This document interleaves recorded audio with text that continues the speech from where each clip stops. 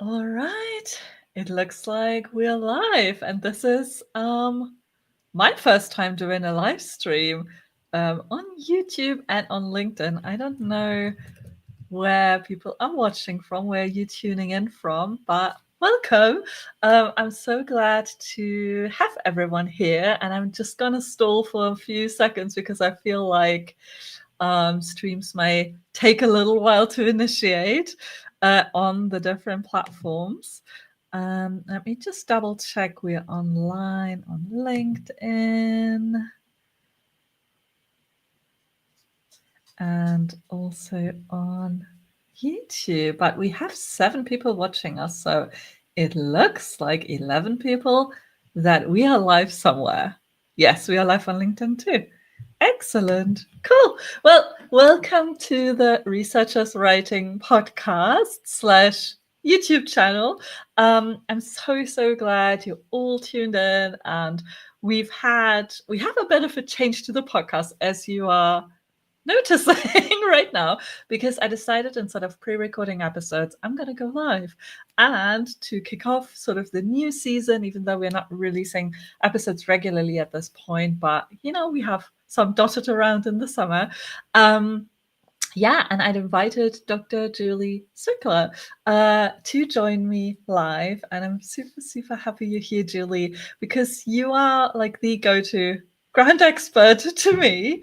And you wrote a book, From Good to Great Grant Writing. You are a STEM education professor. Welcome to the Researchers Writing podcast, and feel free to introduce yourself more if you would like to the community.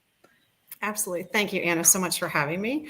I'm really looking forward to this conversation. I know you and I have been chatting for years about academic writing, goals for our career, with the ways we can help more people. And so I really appreciate you bringing me on today. My background is actually in mathematics and chemistry. I have a PhD in mathematics education. And I have been fortunate to have won over $30 million in private, federal, public, state, grant funding over my career, doing all kinds of things, ranging from NASA work with teenagers to STEM education, workforce development, working with mathematics and engineering professors, et cetera. So it's a career that's been diverse and interesting, and that's kind of what's fun about the grant writing game, is that it's ever changing. So I'm really happy to have you here. Yay, thank you. I'm so glad you joined us today. And we got some questions from the audience, people who pre-submitted questions, but also if you have a question while we are chatting, please put it in the comments, and I'll pull them up on here on the screen. I can see all your comments, hopefully. You can join the conversation that way. My first question, Julie, is why is grant writing and research funding important to young professors? Why would you need to even listen today and care about all this? Absolutely.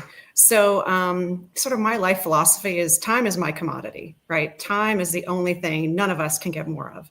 And when you get external funding, it allows you to buy your time to do the things that you're really passionate about, to answer the research questions that have been always curious in the back of your mind.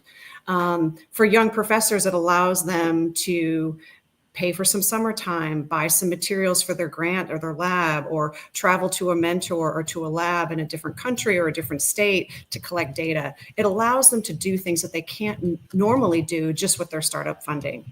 And given our current landscape right now, that's changing a bit right now in the United States, it is always good to be working on your grant writing skills, no matter what. Being a good grant writer, being a good writer, period, you have to be a scientist that writes to be successful. God, I love that. Actually, I used to use the brand name Scientists Who Write for a while. So that's very fitting. Right. No, I love that. It's so true. Writing is scientific writing, being able to communicate your research to different audiences, I think it's such a must-have skill as a scientist. I honestly think it's the most important one. Obviously, you need to be excellent in your field and have all those skills, but it's it's almost more important to know how to write about it. And I'm wondering, because as you know, I'm helping researchers writing publications and getting them published in top tier journals, but honestly, any journal that you kind of have your eye on, just like understanding what is the process to write these well, but also how do I get these in there and get them accepted for publication. And I think there's some overlaps with grant writing, but also probably some differences. So I was just wondering, where do you see those differences? Where do you see those similarities between writing for publication and writing to win a grant, win money? Mm-hmm. So similarities first. Academic grant writing, like you said, or academic writing is very, very rigorous, right? It's very taxing. I think it's one of the most challenging things we do as human beings is to articulate the ideas in our heads so that someone else can consume them. And the difference really that I kind of conceptualize journal writing versus grant writing is fiction and nonfiction. So when you're writing a journal article, it's all nonfiction. The data has been collected, the analysis has been done. You're writing in a discussion and you're reflecting, maybe thinking about what could happen next. So that might be the fictional part of it. But the majority of a journal article is nonfiction. It's factual, it's the data, it's the reporting. A grant proposal is what you hope is going to happen. You're trying to predict which experiment should I do when, which hypotheses do I have about XYZ? If this happens in experiment 1, how should I make adjustments in experiment 3? So you are creating a plan for the future. And so it can be very challenging, but also very creative because anything can happen. But that's also the challenge, right? Anything can happen. And you have to be able to predict with precision what is going to happen, what do you think is going to happen, so you can be prepared in your research plan, in your budget to respond to those things down the road. So fiction versus nonfiction. But in any case, it's all about good writing. It's about good scientific communication. It's interesting. I've never thought about it this way, like nonfiction and fiction.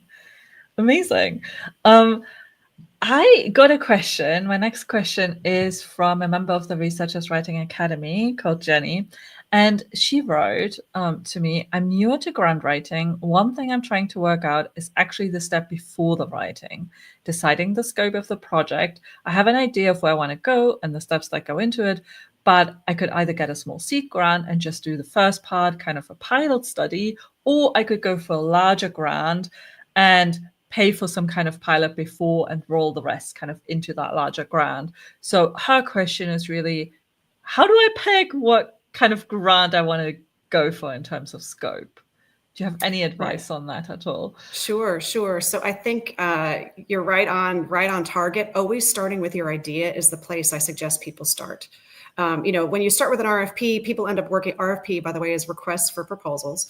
That's what the agency puts out, that big document that tells you all the rules and regulations, the budget, the deadlines. So before you even look at an RFP, figure out what it is that you want to do.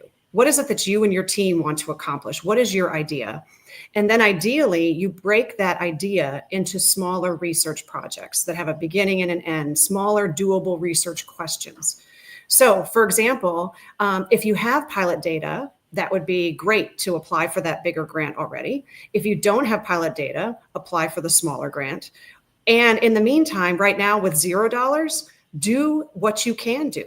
If you are at an institution, I always ask faculty to, think about the radius. If you are on a university campus or a college campus, you have all these resources. There are resources you probably have not explored yet. So think about what can you do today with $0 and then build from that, right? Then what can you do with $10,000 or $100,000? So start small and detailed is my advice, rather than going for the big thing until you have some pilot data, because the reviewers are going to want to see, can they do it? Have you done a little bit of this before? And the pilot data can be an N of 4, an N of 2, an N of 10. It doesn't have to be everything you want to accomplish, but do a little bit of it so that you can demonstrate, I've done this, I know what I'm talking about, I want to expand upon this little nugget that I started with. I really like that. I really like that as this piece of advice. And I like to start with what you have, see the resources you can get relatively easy. I think this is actually an important point, just to reiterate just how much how much funding, how many resources there may already be available to you that you are not aware of. So maybe starting your exploration with like seeing what could I actually get with relatively minimal effort, right? Because writing an application, sending that in, going through the review process, that all takes so much time. So kind of starting from the point, okay, what do I have? What can I do with little effort? I think that's really, really good advice. And thinking about what you have access to as far as, whether it's human subjects or lab equipment or lab access, anything like that. What's available to you? It's sort of like I would say to my kids when they were little, oh, Mom, can we buy this? Can we buy this? I said, well, let's go in the craft the craft cabinet and see what's already there. And let's see what crafts we could make, because we already have a lot of craft supplies. So it's sort of like that, like kind of thinking about yourself as an alchemist. Like, what do you have available? What colleagues do you already have on campus, or people through LinkedIn or through conferences that you can collaborate with, that can mentor you, that you can, share your ideas with? Yeah, that's really cool. I also think that just spurs creativity, right? When you like just look at, okay, what do I have available? Because there are these like natural constraints, and that just makes you get just a little bit more creative, perhaps. Well, and I think faculty too, junior faculty, they're on this tenure track, right? So they're racing, thinking, I need to get a grant, I need to get a grant, I need to get a grant. But you just need to do good work. And so if you can start doing good work this summer, then do it. Collect some data, do it on your own, and then the ideas will come as you're collecting the data as to where you should go next, right? We get clarity through action. And so start the doing, and then you will get clarity on what those research questions are and how to develop that team and that larger grant proposal. Easier said than done. Of course. I was just thinking, is there any value in going for like a smaller grant first to like practice before you go to absolutely. like a larger grant? Yeah, I think so. And then be looking to, like certain agencies have early career grants, proposals, RFPs. So when you're going for an early career anything, you're only competing with other early career faculty and researchers, which makes the pool a lot more, more competitive for you as a junior faculty member. So certainly look, I mean, I know the first grant that I applied for was one that my advisor was applying for, probably, or could have been. And I didn't realize that there were even early career awards. And then I got an early career award the next, but I didn't even know those avenues existed. So look for early career, agencies, whether it's public, private, people want to support and catapult new ideas and new, fresh people right off the PhD line, right? That are thinking about things in brand new ways. So that's a great low hanging fruit to look for, I think. Lovely, lovely. Or lower hanging fruit. And you review NSF grants, right? So my question is, what common mistakes do you see in those grant submissions? What are kind of, I don't know, maybe the top 3 things that you just see over and over again that would be kind of easy to address? Yeah, and this isn't just NSF. This is, all kinds of agencies or even just grants that I read for colleagues. I guess one thing is that colleagues, people are not concise. They take too long to tell the story. I could have lunch with a colleague, and 30 minutes in, I think, oh, now I understand what they're trying to explain to me. But we're right there together, and they're explaining it to me in person, and there's gestures, and I understand the context. You don't get that advantage when you're writing a grant proposal. You have to grab that reader right away. You have to be very, very concise and telling them what it is that you're doing, and don't take 4 introductory pages to tell them what you're doing. So I always suggest getting right to the punchline first. Reverse the joke, tell the punchline first, and then get into the details. So not being concise is one. I think, especially junior faculty, their projects don't have a beginning and an end. They're thinking about their whole career. They're thinking about this big, huge idea, and they haven't broken it into smaller, doable pieces. It has to have a beginning and an end, because you can't accomplish everything in a 2 to 4 or 5 year period. So make sure that your story, that your grant proposal has somewhere that you're beginning, some data that you're collecting, and an ending point where you have something to contribute at the end. You have some intellectual merit that you are contributing, that brick in the wall. You have a broader impact that is completed in that time period. And then I think the third thing to me would really be the lack of details. So being concise in selling the idea right up at the beginning, but then a lot of method sections, like I was just talking about, thinking about which experiments are you doing when, what kind of data are you collecting, and is there a feedback loop? Is that data then going to impact experiment 2? Is that data going to impact experiment 4 and 5 down the road? So really thinking about not just the apparatus, but the relationships between the experimentation, and getting so detailed that you could hand the proposal to someone else and they could do it. Okay. So imagine you are not there. I joke, you move to Paris, or you move to wherever, and the moon, and someone else has to do this experiment. Do you have enough detail so that Dr. Jones could follow in your footsteps and do the same thing? So punchline, punchline, getting right to it right from the beginning, having a beginning and an end point that's very clear to the reader that, okay, this is a capsule. This is something that's doable. And then having as much detail as possible. It's really, you can have, 3 to 5 pages in that method and analysis section. That detail is so important to show the reviewers, I've really thought through this. I really know what I'm doing and I'm ready to do it today. Wow, this is really great advice. I didn't realize how important it is to have this really detailed method section, how the meat of the proposal really should be very detailed. And I see it a lot, both when I'm kind of looking over grant proposals. I mean, I don't do this like as a job, but sometimes I help friends,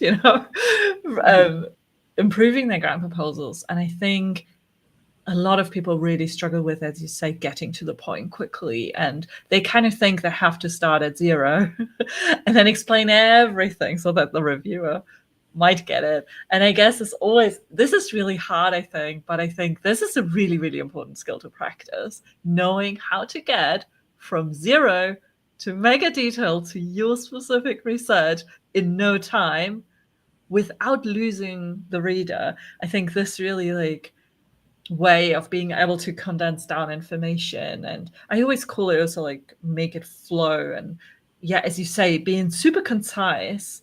That's a very, very I think an essential skill to have. It's so hard. It is so hard. It's so hard. Yeah, and I keep going back. I feel like those first 3 sentences are never finished. And they're not things I write first. I kind of write them at the end. Once I've written the whole proposal, I have all the ideas, then I've got the punchline and I put that up at the top. I know how to, writing is a way to learn about your own thinking. Writing is a process. And I think a lot of people think about writing as the product. You're not just writing a proposal, you're writing to organize your own thinking. And so if people can think about this as, this doesn't look beautiful on the page, you're putting ideas out there to help you organize them. That's how our brains work, right? We need to exercise articulating the ideas before we can actually articulate them. So it's sort of counterintuitive, I think, or a lot of people think I need to have this pretty product. Well, the product will get pretty, but there's a lot of mess in the meantime. A lot of mess. Yeah. So true. All right. I got a question that someone on my email list sent me, and she asked, or she said to me, her advisors and mentors have often told me that I write in a mundane manner. How do I talk about my research in an effective or enthusiastic way? What would your answer be, Julie? Oh, so, well, I first suggest read your papers out loud to yourself. Doesn't have to be in the mirror. Like people say, practice a speech in the mirror. It's not about that, but read them out loud. And are the sentences boring? Do you have words in there that are lazy words? Every word should be working for your idea. Every sentence should be concise. And then also changing up the sentences, right? Changing up the cadence, some long sentences, some short sentences. What they're saying is that it's mundane. It's probably kind of, your sentences are likely the same length all the time. You might be shoving jargon in there. So I suggest reading it out loud. If you, and I always say, do the breath test. If you have to take a breath in your sentence, and it doesn't have colons and numbers, it's too long. It's too long. So go back and revise, read it out loud, think about, and really be attuned to, how does it sound on my ear? Does this sound interesting? Does this sound like a conversation I want to have with my mentor or a colleague, or have I bored them by 10 minutes in or 5 minutes Mm, in? mm, So it's, like anything, when we read it, when you're reading a novel or you're reading anything, you're hearing it in your own voice, in your own head. So the reader is going to mm, hear it that way too. So always think about the recipient of your mm, words. mm, And the only way really to do that is to do it through ourselves. Read it to yourself out loud and say, yeah, this is kind of boring. I need to spice this up a little bit. I need to change my sentence structure. I need to use more effective words, more engaging words to really get my point across. mm. This is great advice. I think Word even has a feature called Read Out Loud or something like this, and it can read things. I'm not sure about the voice. I've never actually used it, but some of the members in the Researchers Writing Academy have told me about this.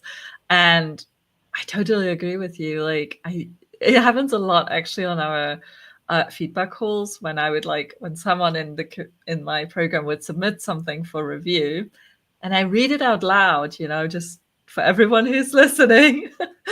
um, and they then go, "Oh, this sounds really horrible. Or this is too long." Like I see now already where the problem is just by me having read it out loud, and they've never heard it being said out loud. And yeah, you're making a really good point that when we read, we're actually all repeating things to ourselves as we read. Um, so amazing. Well, and Um, I think it's about modules too, or just having different modems, I guess, of, how are you consuming this information, just like how are you writing it? If you're always on the same screen, you're not allowing your brain to really interact with the information in different ways. So hearing it, looking at it, looking at a layout, writing on paper, typing on your screen, just allowing your brain to interact with the information in different ways, I think can mm. be very powerful for just the creativity that's involved. So true. One tip I give those in my program is change the font and the margins of the page. Make it like a two column thing, or I don't know, do Mhm. double space or whatever. Like it does. Your brain suddenly thinks this is a new thing and doesn't just skip over half the words as you're reading it. Right, exactly. Well, it's like after you've been working on something for 6 months and you're like, how is that typo still there? Yeah. Like something, and it's just, how did that happen? And it's the exact same thing. You're never looking at it with fresh eyes. And you have to create moments where you're in different spaces, or you're interacting with the material in a different way, so that you're remaining fresh and evergreen as you are creating and crafting and recrafting the document. Mm, mm. I also wonder, grants are not just the writing part, and we already talked a little bit about the strategy of, okay, like what type of grants should one go for and what should the strategy be there. But I'm also thinking we often co-write grants with other PIs or other researchers. And what do you think, if one is a bit newer to submitting grants, what should the strategy be to add collaborators to the proposals? So, to just get the experience level up, or what should the strategy be there, or what would you avoid perhaps about who would you not bring on? um can you help us out with that a little bit? Sure, sure. I think junior faculty are sort of think it would be great to bring on full Professor Smith in the department. You know, they have all this experience, they have all this grant funding. That's never a good way to go.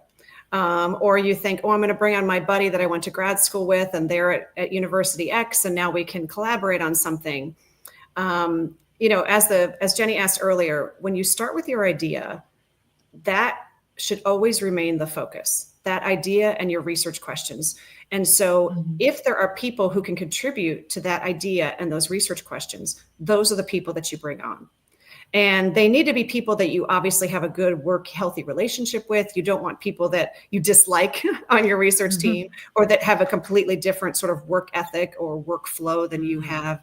But Mhm. begin with thinking, who can contribute to this intellectual merit? Who is going to help me advance the field?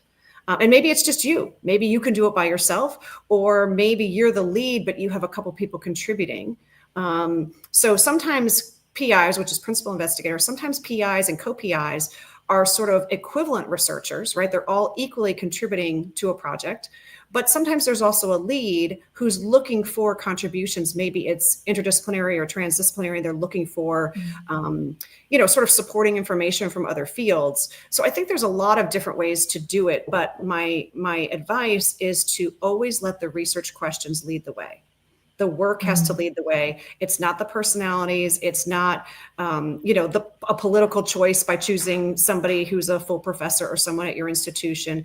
It always has to be about the research. Think about, how will these questions get answered in 5 years? Who is the best person for this team?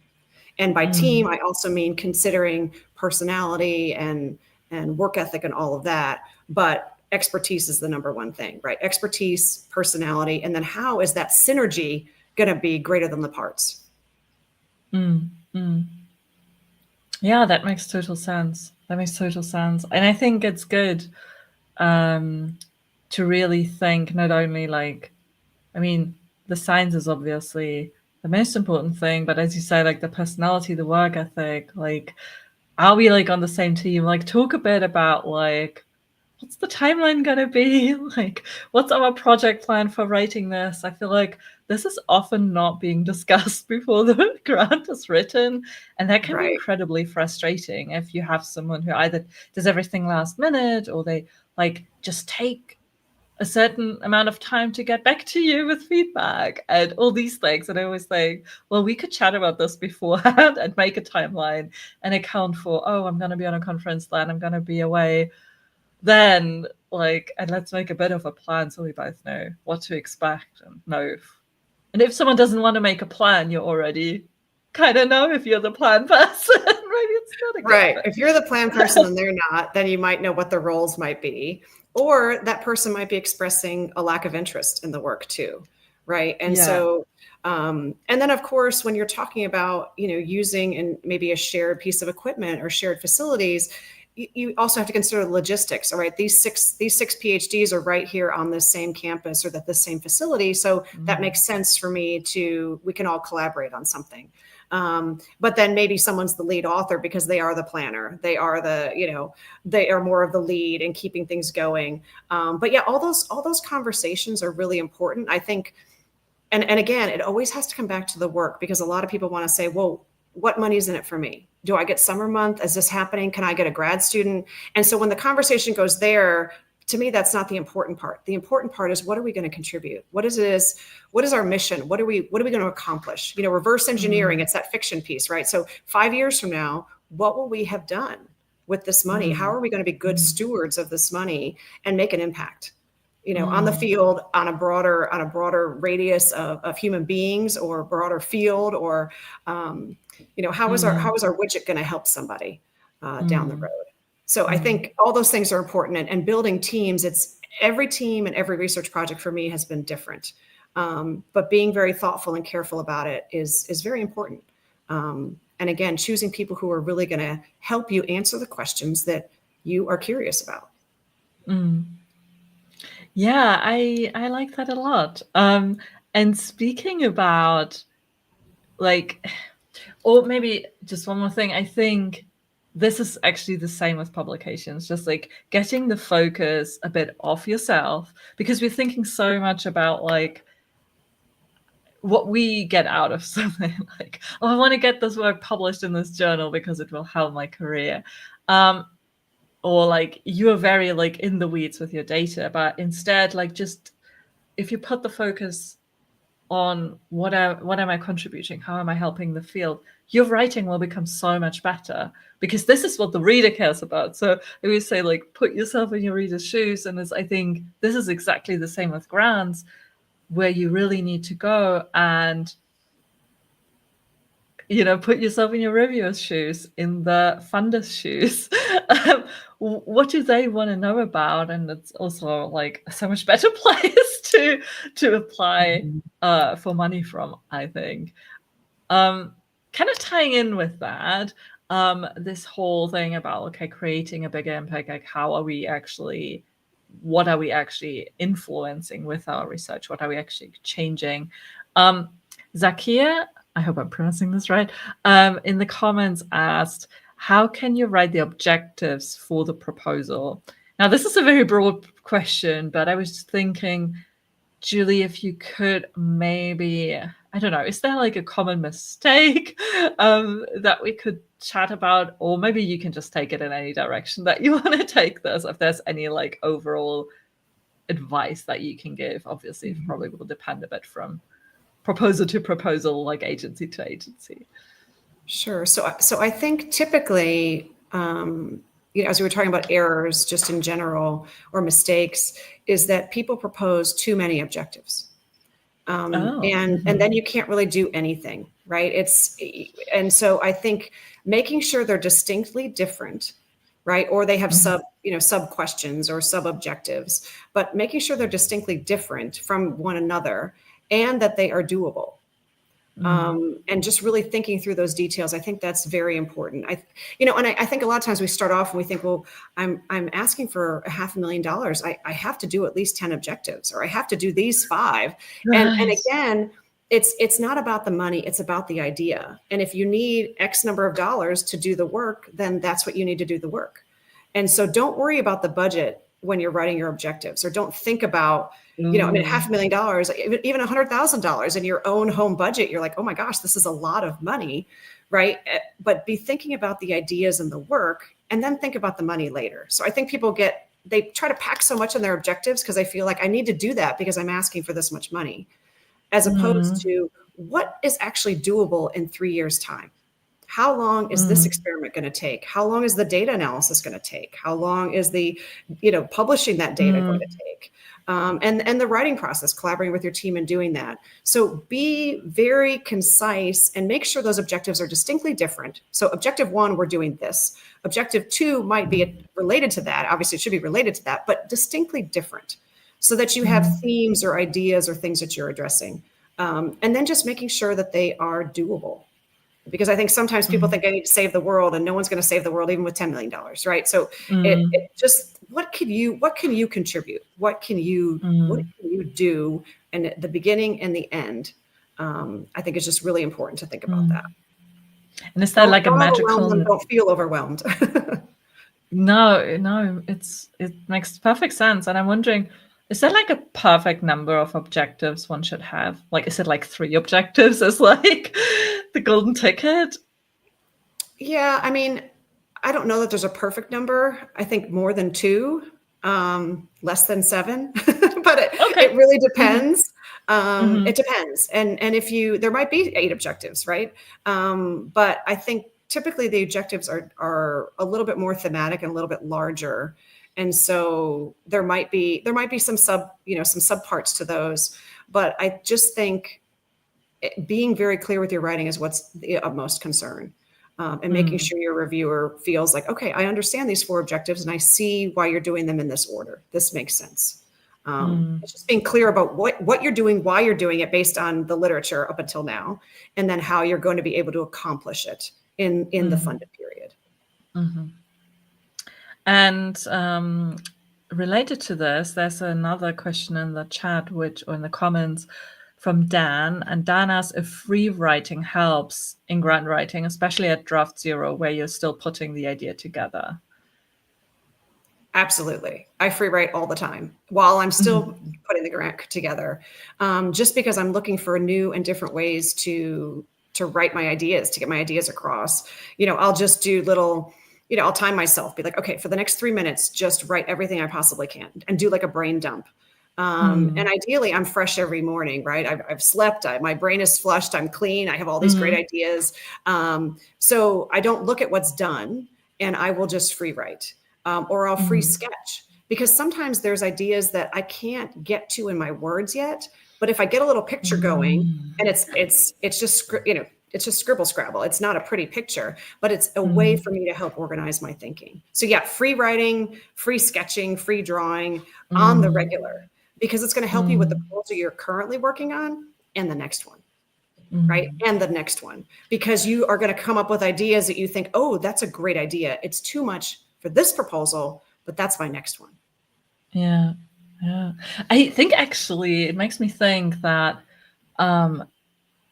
often these days in our daily lives, we're so busy with everything. We have so many meetings.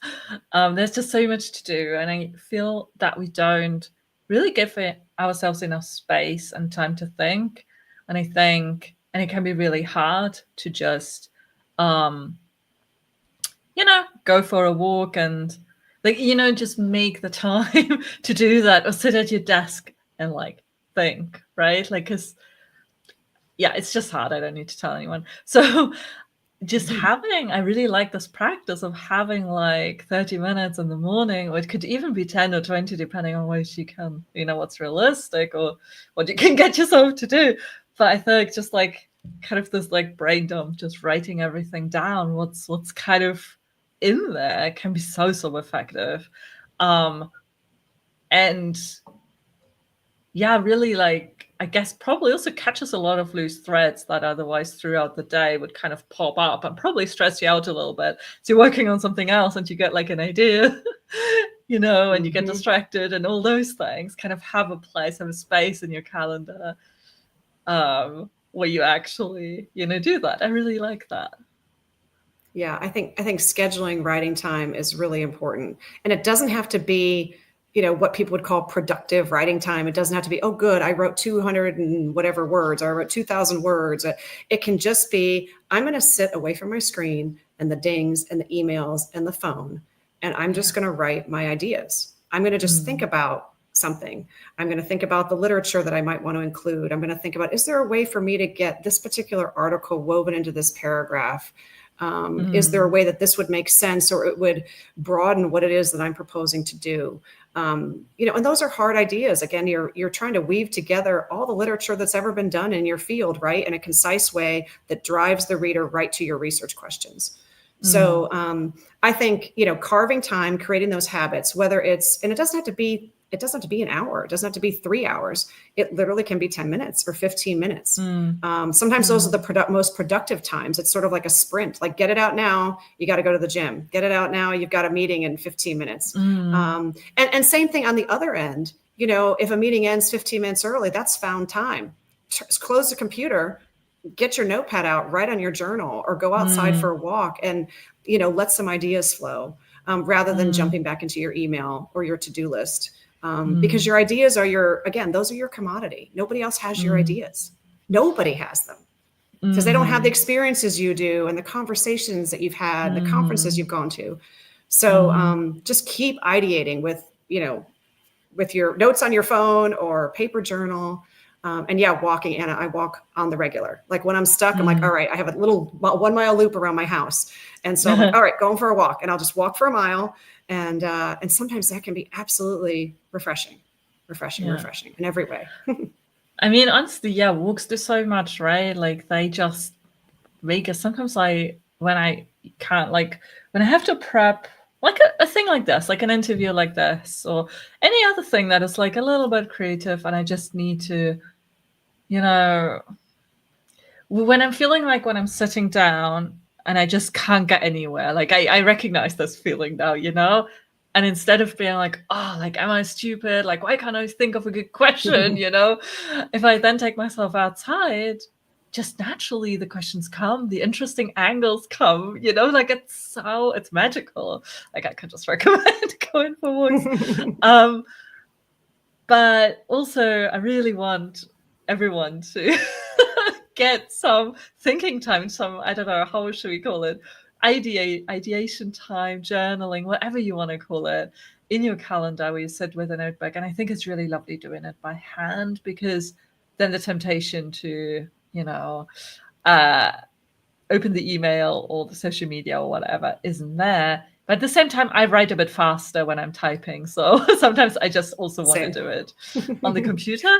But just be, just really close everything down and just have the document open. I like to then even do Word, because then I don't see the browser stuff. And also, and I just want to add, you can call that writing time.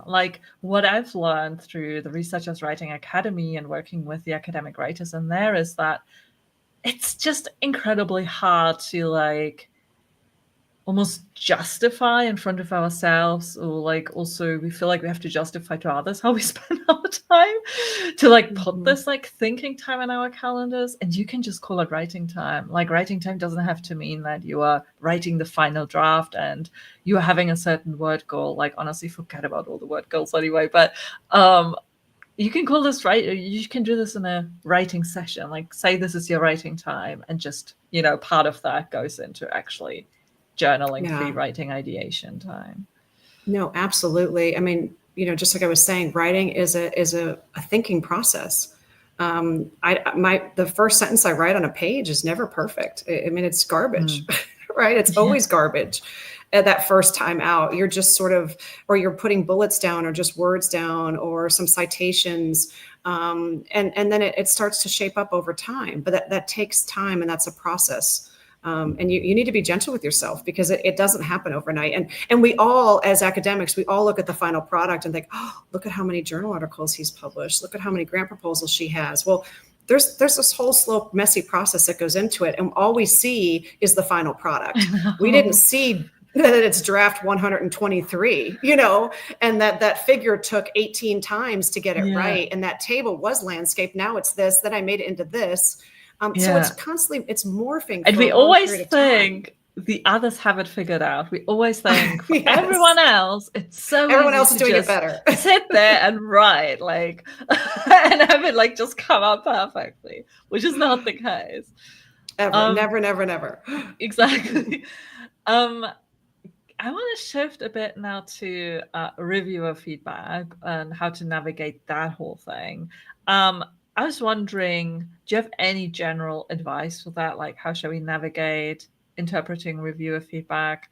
But also, Shaumara in the comments said, for bigger grants, I've had the comment that my proposal seems to be for a big research project instead of a research program. I'm not sure what they mean. So she got a comment back that her proposal seems to be more for a big research project and not for research program. And she's kind of struggling to understand, okay, what's the difference here? So I don't know, Julie, if you program have versus any. project. I'm not sure I know how to answer that without knowing what the RFP is, or that might have been terminology that was in the RFP that was defined. I mean, project and program. Program is typically bigger. There are projects within a program. But that might be defined by the agency. So my suggestion would be go back and look at the RFP and really see, was something defined as, sometimes there are tiers of projects or aims or targets within the RFP. And so maybe they were suggesting this shouldn't go in this tier, this should go in this tier, perhaps. But go back to the RFP. That's always their reference. And speaking of RFPs, agencies take a really long time assembling those documents. Some agencies, they might have $10 million for this particular program.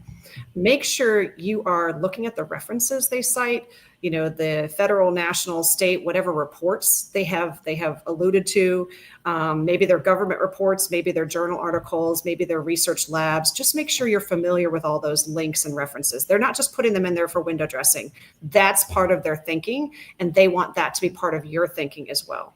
So really know that document well. It is a roadmap for you to make sure, as best as you can, that your aims and objectives and research questions match what they're trying to accomplish with their pot of money. They're not looking for the best in the field. They're looking for the best match to their RFP and their aims, if that makes sense. And it might be the best in the field, but they're really looking for people who are going to, address that mission that they are articulating in the RFP. So really referring back to that mission, to their mission, is really an important point when you're writing. Yeah, absolutely. And then back to your question about reviews, reviews are, it's hard to get criticism, and to get a rejection. And unlike, when you have a journal article review process going, you might get a revise and resubmit. So you might have the chance to interact with the editor, or a chance to read the reviews and just have a little bit of back and forth. With grant proposals, it's typically yay or nay. And if it's a yay, you might have to adjust your budget a little bit. And so I think that can be very, very challenging is that it's a done deal. However, typical of large federal agencies, they are giving you pages of feedback, and it can be really rich and really helpful and guide you to the places where you missed the mark, or the places where you missed something in the RFP. You need to include this partnership, or you need to make sure that your that your outlet is going to be XYZ. So, when I get a rejection, the emails always start with, "Dear Dr. Cwikla, unfortunately," and so I know what's coming after that, and I might not be ready to read reviews. I might say, you know what, it's not a good time for me right now. Let me come back when I'm ready to read all that. So I make sure I'm not going to read it right when I get it, unless I'm in a place to do so. And then I come back and really reflect on the reviews. And is it that they didn't understand? Is it that I didn't communicate well enough? Is it both? And then pick and choose what to include going forward. Because you're not going to get the exact same review panel typically. So it's unlike reviewers in a journal article where their editor's sending it back to those same people and saying, did she make the changes you were suggesting? Because they are creating a product for their outlet, for their journal publication. Whereas a grant proposal is going to another panel of reviewers that may or may not be any of those same people. So they're giving you advice to sort of pick and choose what you think is important going forward. And I always say to PIs, make sure it's important to you. If you don't want to include it in the work, don't do it. If it doesn't make sense for your context, don't do it. Do what you are able to do and what you can accomplish in that period of time. That's excellent advice. Thanks, Julie. Ganesh also said, and I just found the feature, I think I can show this on screen. Ganesh said in a comment, that's an important point, how to explore what the aims of the grant committee are and where one can find them to make sure you are aligned. Just a nice comment that I wanted to show and also test this new feature. So Julie can also see what we're all talking about. Let's see. There's just a comment that came in by Ehsan. This is so fun, by the way, Anna. Thanks for having me. Yeah, I love all the work that we do and all the similarities. So yeah, it's so fun. We finally get to collaborate a little bit. We've been, I don't know, when did we meet? Like years ago. Yeah, before COVID, I know that because I remember us talking through COVID at some point. So it's maybe 19, maybe 18. Yeah. It's been a little bit. So it's so funny, time flies. So Ehsan, he said, well, he posted a comment, but I think this may be a bit out of scope for this conversation. He asked about interviews. I don't know. Do you want to say anything to this, Julie, or shall we leave this for a different conversation? Because we're talking more about the writing part rather than the interview part. But yeah, I realize it is a part of some application process. And sometimes, meeting program officers before the deadline is a good idea. And then, having some gauge, developing some rapport and a relationship, figuring out the language and the terminology. And again, that mission and the aims of the agency and what they're trying to accomplish. But at the same time, so much of what you are presenting is in that written document. So that has to be a standalone. It can't rely on you being in the room and saying, oh, but I meant this here in that paragraph. It has to all be there. It has to be a complete story. And I think that's, again, it's thinking about that reader and who is receiving this information and how will it be received.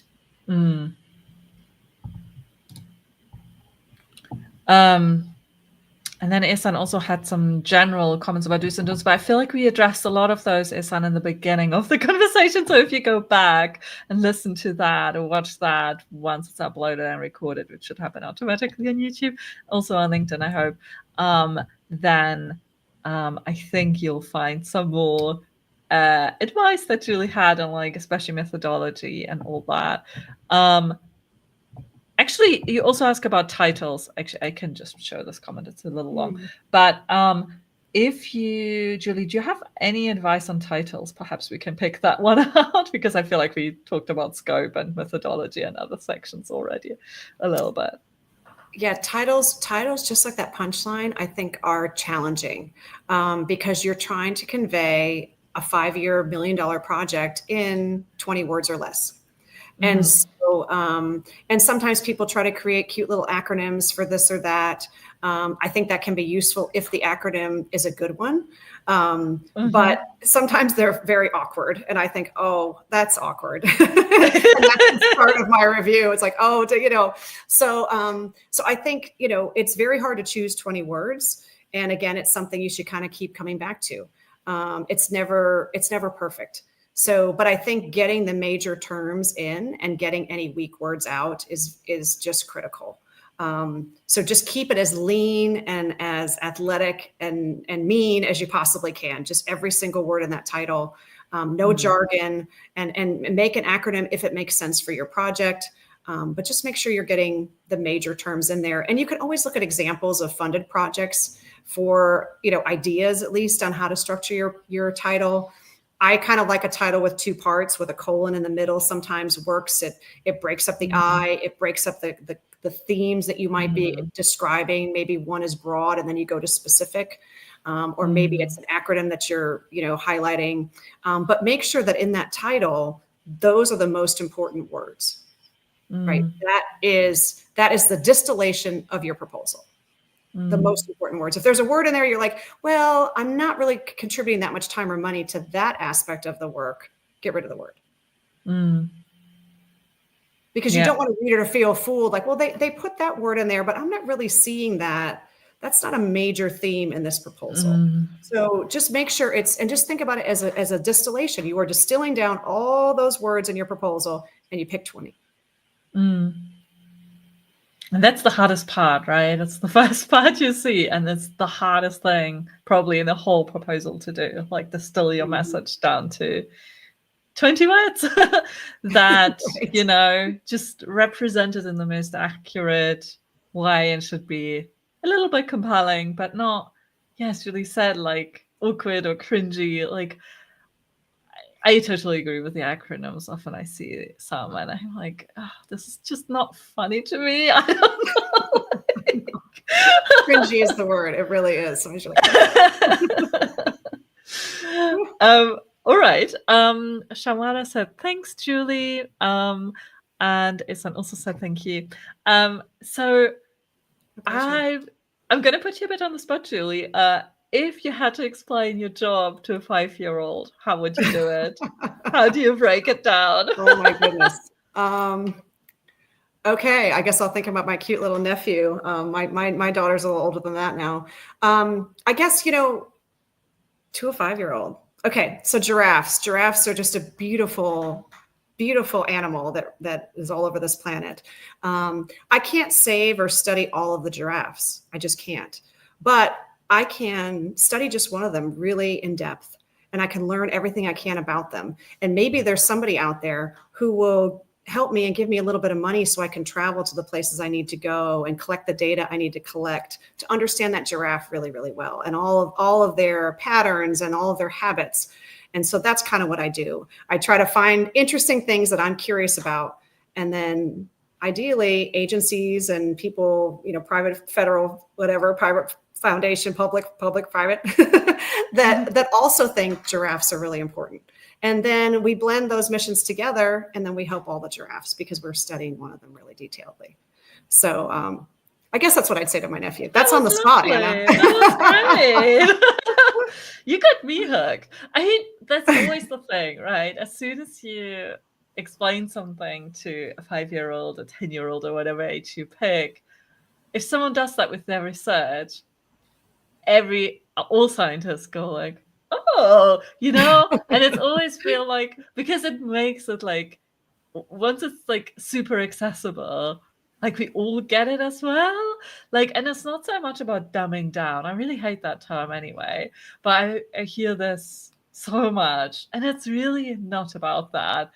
It is about being able to communicate to the audience that you're speaking to, and realizing that often you are not talking to, or almost always you're not talking to, people who know as much about your topic as you do yourself.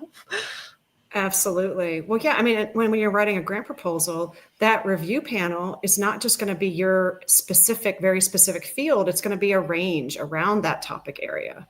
And like you're saying, it's about the communication. You know, my advisor, I just adore, admire, and honor him to this day. He would say, write so that your mother can understand it. Mm. And his journal publications are so clear. And everybody in the field comments about this. He just got a Lifetime Achievement Award. Everyone comments on it like, I could have written that. And that's the way you want someone to feel like, why didn't I write that? It's so Mm. clear that it Mm. just flows from your, it just flows through your body perfectly, smoothly. And so write so that your mother can understand it. And my mom was a pretty smart individual. However, if you keep that kind of mantra that an educated person they might not understand exactly precisely all of the experimentation, the formulas that you're using, but they can get a good grasp of what you're doing. And I think Yeah. that's absolutely important in any science communication. Yeah. Yeah. Ah, what a lovely almost place to end. We're nearing the end. So if any last minute questions come in, please do comment on LinkedIn or YouTube. But my last question, Julie, is what's your favorite way to celebrate after submitting a big grant? Whether you won it or not, just having that big thing accomplished. Yeah, so it's an exhausting task at the end, right? Because all we've really talked about today is really the description, the project description, the main proposal. But then you have, your CVs, your current and pending support, all these documents, letters of support. I mean, it becomes this big, huge packet. And towards the end, it kind of becomes, at least to me, sort of tedious. You're trying to get all these little pieces together in a big rush. And so when that's all done, I guess what I'm saying is a lot of the intellectual sort of challenging, stimulating part is at the beginning when I start writing things. At the end, it's just sort of a race to get all the ducks in a row. And so I really enjoy the writing process. Is so it's so individual. It's so private. It's a private activity. Even if you're collaborating with someone, you are writing, you're having conversations with yourself, you're in your journal, you're on your screen. So going out to dinner with friends, going for a walk with friends, talking about not the grant proposal is fabulous. And doing something just extroverted again, while I'm, whether I'm outdoors or just having lunch with friends and talking about life and our dreams it's really relaxing to me. It feels like you've run a marathon, right? And after you've run that marathon, I want to be with people and just kind of relax in that way. So it is. It's a big task, and so it's fun to kind of celebrate with others. Yeah, well, that's wonderful. I also like doing that, and I think it's a little underrated to socialize as a mode of celebration. Do see some people after spending all their time on your own in front of your computer writing. Well, Julie, thank you so much. This was really lovely, My and I'm pleasure. glad we got to chat. And for everyone listening and watching, actually, Julie is giving a whole webinar on writing grants next week at the same time. So June 10th, 10 a.m. Eastern Time or 5 p.m. Central European Time. You are very welcome. I'm actually going to share the link in the chat. If you want to sign up for this, it's completely free. And Julie will go through her great grant writing framework. And also you'll have a chance to sign up for her grant writing course.